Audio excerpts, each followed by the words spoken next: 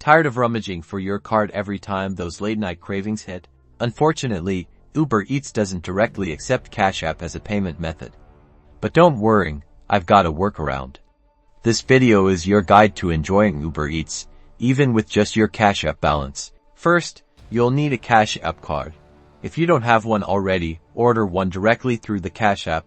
It's free and acts like a regular debit card linked to your Cash App balance.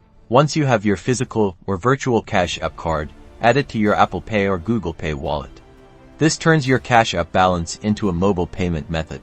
Now, open your Uber Eats app and navigate to your account settings. Find the wallet or payment section. Tap Add Payment Method. Select Apple Pay or Google Pay from the list of payment options. Uber Eats will now recognize your Cash App card through Apple Pay or Google Pay. Select it at checkout. Complete your order and enjoy. Your Cash App balance will now be used to pay for your Uber Eats. Subscribe for more food hacks.